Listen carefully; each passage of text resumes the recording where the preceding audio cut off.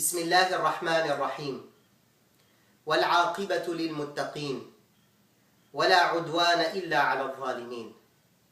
أيها الإخوة والأخوات السوريون والسوريات، يا أهل الشرف والنخوة والعزة والطهارة، أحييكم بتحية الإسلام، تحية السلام. السلام عليكم ورحمة الله تعالى وبركاته. في الحقيقة رسالة اليوم هي للرياضيين في سوريا خاصة.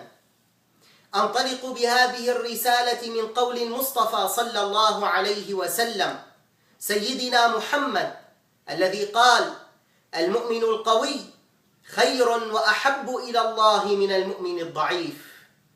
إن أحد السادة العلماء قال: إن الغرض من جميع الرياضات التي يمارسها المسلم إنما هو الاستعانة بتلك الرياضة على إحقاق الحق ونصرته والدفاع عنه.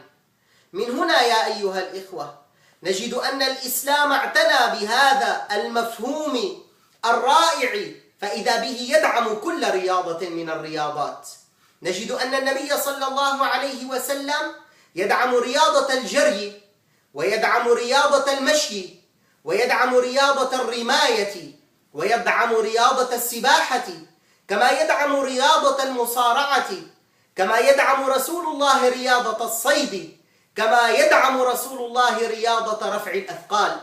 كل تلك الرياضات كانت في صدر الإسلام، ثم أتى النبي صلى الله عليه وسلم فرسخها في حياة المسلمين والمؤمنين. لو أننا عدنا لنرى أن النبي صلى الله عليه وسلم كان بنفسه يقف أمام المتسابقين ينظر من يسبق ومن يكون الفائز بينهم، فإذا بسيدنا علي كرم الله وجهه ينال مرتبة العداء الأول دوما بين الصحابة رضوان الله عليهم أجمعين. كما أن النبي صلى الله عليه وسلم هو نفسه كان يمارس هذه الرياضة، رياضة الجري. فكم ورد عن النبي صلى الله عليه وسلم أنه كان يرسل الركب من الصحابة أمامه ثم يعدو هو والسيدة عائشة، فتارة تسبقه وتارة يسبقها، فإذا سبقها رسول الله صلى الله عليه وسلم يوما من الأيام حزنت، فقال رسول الله صلى الله عليه وسلم لها: واحدة بتلك. هكذا كان رسول الله صلى الله عليه وسلم يدعم رياضة الجري. كما أن النبي صلى الله عليه وسلم كان يأمر الصحابة ويدعمهم برياضة اسمها رياضة المشي. اليوم العالم المتطور والمعاصر يطلب من جميع الناس أن يمارسوا هذه الرياضة لترضي الأمراض وغيرها من الأوجاع. الرسول صلى الله عليه وسلم كما أخبرنا سيدنا أبو هريرة رضي الله تعالى عنه قال: ما رأيت أحدا أسرع من رسول الله صلى الله عليه وسلم، كأنما الأرض تطوى له، كأنما الأرض تطوى له، أما نحن فنجهد أنفسنا وهو غير مكترث صلى الله عليه وسلم. كما أن النبي صلى الله عليه وسلم دعم رياضة الرماية.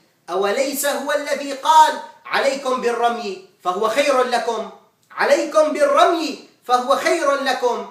أوليس رسول الله صلى الله عليه وسلم هو الذي قال: ألا إن القوة الرمي؟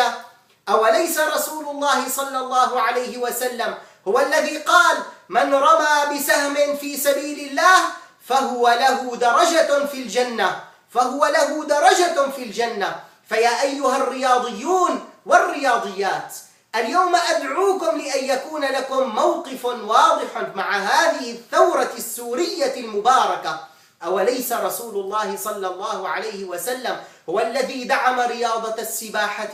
هو الذي قال: علموا أولادكم السباحة والرماية ومروهم فليثبوا على ظهور الخيل وثبا.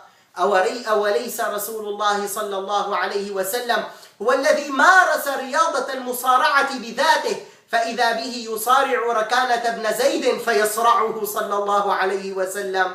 أوليس رسول الله صلى الله عليه وسلم هو الذي دعم رياضة رفع الأثقال، كما ذكر ابن القيم أن رسول الله مر على قوم يرفعون حجرا ليعرفوا من الأشد فيهم، فإذا برسول الله لا ينكر عليهم وإنما يتبسم في وجوههم.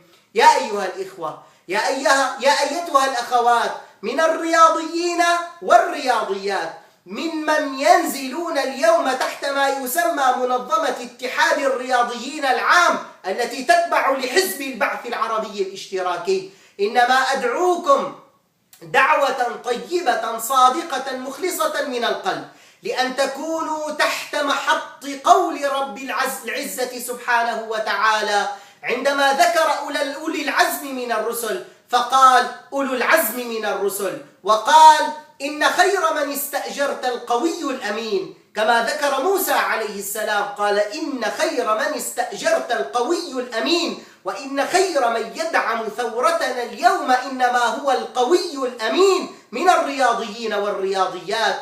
أوليس الله عز وجل أعطى الملك واصطفاه لمن عنده القوة؟ قال سبحانه وتعالى قال إن الله اصطفاه عليكم وزاده بسطة في العلم والجسم، زاده بسطة في العلم وفي الجسم.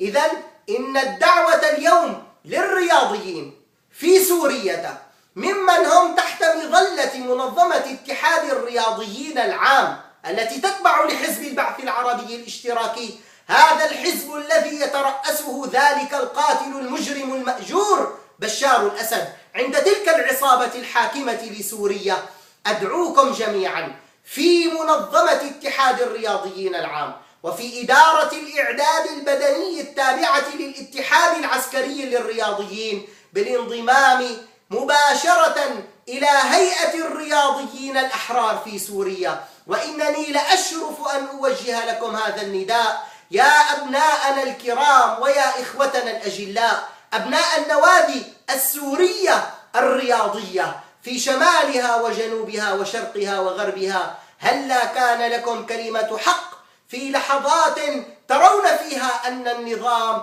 شارف على السقوط، وأن الله عز وجل إنما يمتن على هذه الأمة بنصر قريب مؤزر بإذن الله، فهلا كان لكم موقف طيب بناء بين جميع المؤمنين من الشرفاء الذين أعلنوها جهارا نهارا، لا لبشار ونعم للبلد، لا لبشار ونعم لسوريا، يدا بيد نبني سوريا الغد بإذن الله، دعوة للانفصال عن منظمة اتحاد الرياضيين العام والانشقاق عن النظام، ودعوة للانضمام إلى هيئة الرياضيين الأحرار في سوريا. وقل اعملوا فسيرى الله عملكم ورسوله والمؤمنون وما ذلك على الله بعزيز. أحييكم مرة ثانية بتحية الإسلام، لكم من قلبي كل محبة واحترام، فإلى العمل فشمروا يا أيها الرياضيون، فقد اقترب النصر وأنتم مكون رئيسي من مكونات سوريا، فكونوا معنا يدا بيد لبناء سوريا الغد. والسلام عليكم ورحمة الله تعالى وبركاته.